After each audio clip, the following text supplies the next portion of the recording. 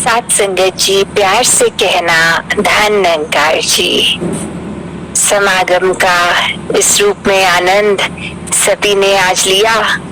जहाँ वही भाव मन में आ रहे थे कि हर वर्ष सालों साल से अक्सर जब गर्मियों का मौसम होना तो सभी संगत ने यहाँ मसूरी आकर एक ये जहाँ रूह की खुराक तो सत्संग रूप में लेकर, पर तन रूप में ये जो ठंडक, ये पहाड़ों का सुंदर दृश्य लेना होता था। तो वही ख्याल कि अगर सब संत नहीं आ पा रहे पिछले 1.5 साल से ट्रैवलिंग जहाँ हो नहीं रही, भवनों पे अकोमोडेशंस खुली नहीं, तो वो क्यों ना ये रूप को ही हर एक के नजर के आगे ले जाया जाए, ये वादियों को। तो जहाँ वही भाव चल रहे थे मन में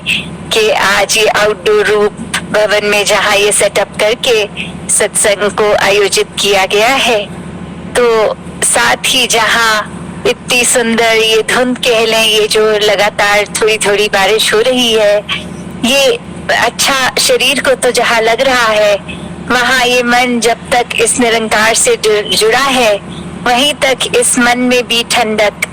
प्राप्त होती है। तो किस तरह सभी ने आज वही बात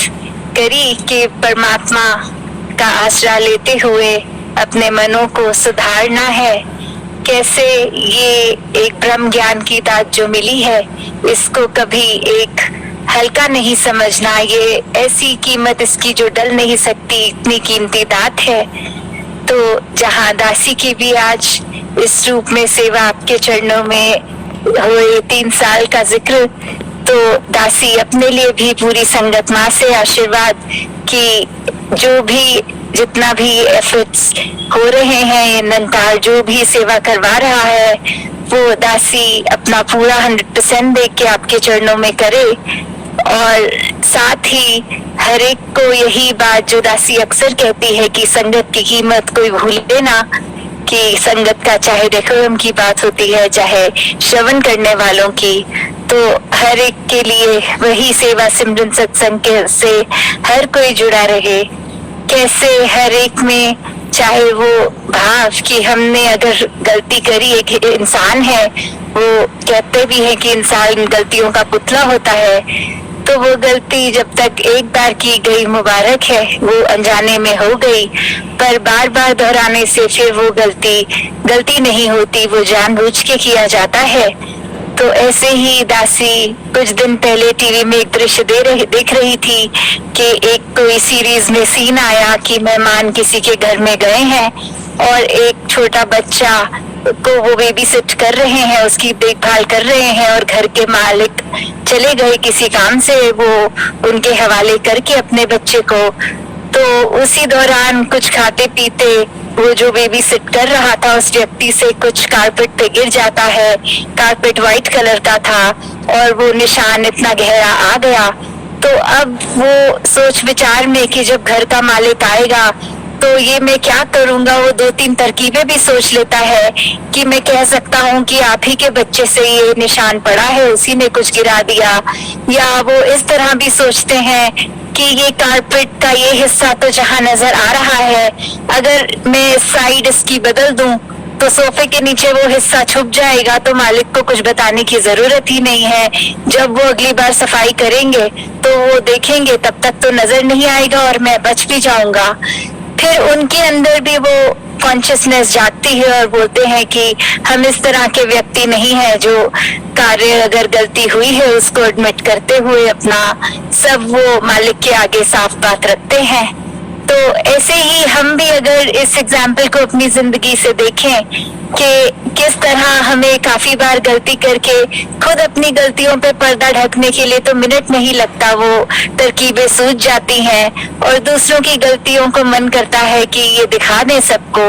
और यदि अपनी भी कोई गलती है तो कैसे हम ये अगर याद रखें कि ये परमात्मा तो जानी जान है, तो हमने कैसे अपनी गलतियों को जहां हमेशा सुधारने की कोशिश करनी है, वहीं एक गलती अगर हो गई सुधार ली, तो अगर दूसरी होती है वो भी जायज है कि हर कोई हमेशा परफेक्ट नहीं हो सकता।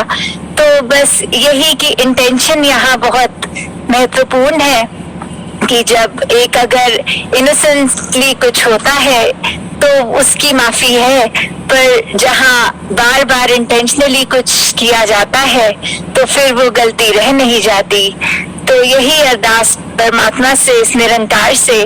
कि हम हमेशा एक अपने ऊपर ही काम करें, स्वयं का सुधार करें और आईना रूप ये परमात्मा जो है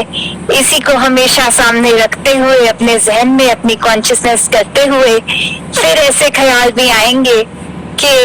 एक अगर हमें किसी ने चोट पहुंचाई है तो उसको वापस चोट का हम देने का काम नहीं करेंगे, क्योंकि अपने ही उस दर्द से हमने सीख लिया कि ये दर्द होता है तो कैसा महसूस होता है,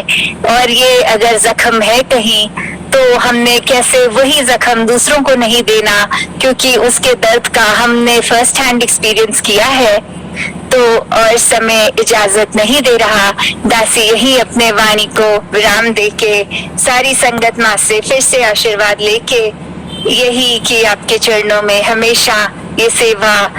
निभाते रहें ठीक से। साथ संगत जी, धन निरंकार जी।